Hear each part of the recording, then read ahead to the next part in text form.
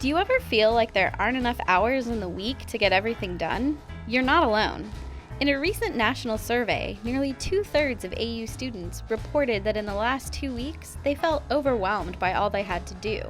In a typical week, the average AU student reports spending about 13 hours in class, 16 hours studying and preparing for class, about 5 hours working for pay, 6 hours engaged in co-curricular activities, and about 14 hours relaxing and socializing.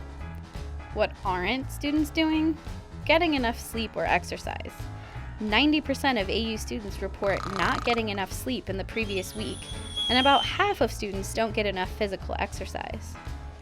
Professors typically expect students to spend 2 to 3 hours preparing for every hour spent in class, far more than the amount of time AU students report spending on their academic work. If you're asking yourself how it's possible to spend all that time on schoolwork, have a social life, get enough sleep and exercise, and still have time for things like, laundry, then it's time to rethink how you're managing your time. So how do you use the 168 hours in your week?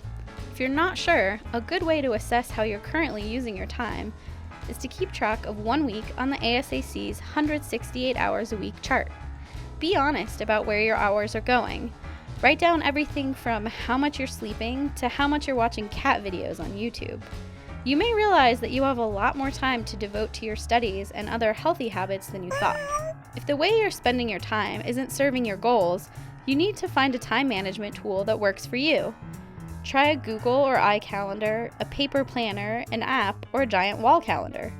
Whatever you choose, make sure it's easy for you to check regularly and update. Once you've chosen a tool, an easy first step is to gather all your syllabi and input any upcoming tests, quizzes, and due dates for major papers, projects, and other assignments. You can even input each day's assigned reading if it helps keep you on track.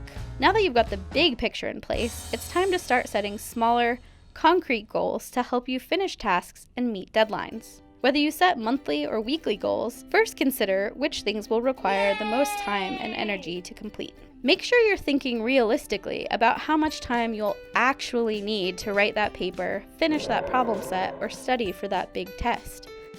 Typically, if you want to do well in college, these are not things you can start and finish the night before.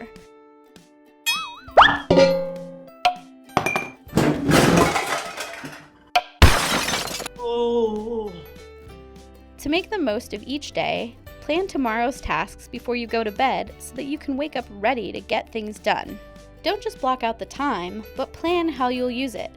Instead of just planning to study from 10 a.m. to 11 a.m., decide exactly what you want to accomplish. For example, plan to go to the library and then read Chapter 7 of your bio textbook, or make an outline for your college writing paper. Otherwise, you may end up spending that hour watching cat videos in your PJs. Once you've got these strategies and tools in place, here are some methods for helping you to stick with your plan. Keep to a routine. Do the same thing at the same time and place each week. This could mean hitting the gym every morning at 8 a.m. or doing your history readings every Tuesday and Friday from 3 to 5 p.m. Keep a clear and manageable to-do list and keep it updated. Engage in productive procrastination. Bored or fried by your current task? Instead of heading down the rabbit hole of social media or Netflix, switch over to something else on your to-do list. Need help keeping on task? Try the 25-5 method. Set a timer to work on something for 25 minutes. When it goes off, set the timer for 5 minutes of break time. Use your break to stretch, use the restroom, or grab a healthy snack. When the 5 minutes are up, set the timer again for another 25 minutes of work, and so on. You can also get study buddies to help keep you on track. Find one in each class, swap your info, and make and keep study dates. Remember, this only works if you're keeping each other on task. If it always devolves into chat sessions or video games, it's not serving its purpose. Finally, try the keep it rolling method. Once you're up and moving in the morning, take everything you'll need for the day's studying with you. Do not go back to your room in between classes. You'll only have to reignite your motivation and energy levels again later. Obviously, college should not be all work and no play. It's important to make time to take care of yourself.